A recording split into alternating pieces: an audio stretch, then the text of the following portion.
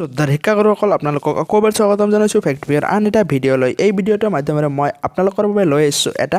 form যি ফৰ্মটো venture স্কুলৰ বাবে হয় আপোনালোকে ঠিকেই শুনিছে ভেঞ্চাৰ স্কুলৰ এটা গুৰুত্বপূৰ্ণ ফৰ্ম আৰু এই ফৰ্মটো কোনবোৰ শিক্ষকে ফিল আপ কৰিব লাগিব লগতে এই ফৰ্মটোত কি লিখিব লাগিব কি আছে এই ফৰ্মটোত আমি গোটেইখিনি বস্তু এই ভিডিঅ'টোৰ মাধ্যমেৰে আলোচনা কৰিম গতিকে আপোনালোকে সম্পূৰ্ণৰূপে ভিডিঅ'টো চাই ল'ব পলম নকৰাকৈ বলক ভিডিঅ'টো আৰম্ভ কৰোঁ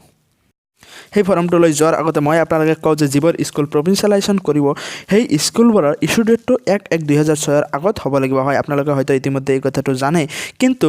1/1/2006 আগত যিখিনি স্কুল আছে এই স্কুলৰ যিখিনি লেংগুৱেজ টিচাৰ আছে এই লেংগুৱেজ টিচাৰৰ বাবে এই ফৰ্মটো হয় আৰু তেওঁলোকে এই ফৰ্মটো ফিল আপ কৰি শিক্ষা বিভাগৰ কমিশ্যনাৰৰ হাতত এই ফৰ্মটো জমা দিব লাগিব এই ফৰ্মটো জমা দিয়াৰ যি সময়সীমা দিয়া হৈছে সেয়া হৈছে 31/1/2020 পৰা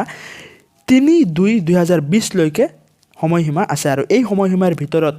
আপোনালোকে এই ফৰ্মটো ফিল আপ কৰি শিক্ষা বিভাগৰ কমিশ্যনাৰৰ হাতত আপোনালোকে জমা দিব লাগিব আপোনালোকে ফৰ্মটো দেখিবলৈ পাইছে আৰু আমি এতিয়া চাই ল'ম ফৰ্মটোত ক'ত কি লিখিব লাগিব গোটেইখিনি বস্তু আমি আলোচনা কৰিম আপোনালোকে এটা দেখিবলৈ পাইছে প্ৰথমতে আপোনালোকে নেম অফ স্কুল আপোনালোকে ইয়াতে স্কুলৰ নামটো লিখিব লাগিব আৰু লগতে তাৰ পিছত আপোনালোকৰ যিটো স্কুল আছে এই স্কুলৰ ডাইচ কোডৰ যিটো নাম্বাৰ এই নাম্বাৰটো লিখিব লাগিব লগতে আপোনালোকে name of Assamese language teacher আপোনালোকে এটা দেখিবলৈ পাইছে আপোনালোকে টিচাৰৰ নামটো লিখিব লাগিব লগতে আপোনালোকৰ এডুকেশ্যন ব্লক আপোনালোকে এটা দেখিবলৈ পাইছে এডুকেশ্যন ব্লক যিটো আছে এই ব্লকটো লিখিব লাগিব ডেট অফ এপইণ্টমেণ্ট আপোনালোকে দেখিবলৈ পাইছে এপইণ্টমেণ্ট ডেট যিটো আছে আপোনালোকৰ এইটো লিখিব লাগিব ডেট অফ জইনিং আপোনালোকৰ ডেট অফ জইনিং আপুনি কোন ইয়াৰত কোন চনত কিমান তাৰিখত জইন কৰিছে আপোনালোকৰ ডেট অফ জইনিং যিটো আছে এইটো লিখিব লাগিব শেষত আপোনালোকে লিখিব লাগিব যে আপোনালোকৰ এডুকেশ্যন কোৱালিফিকেশ্যন কিমান আছে আপোনালোকে কি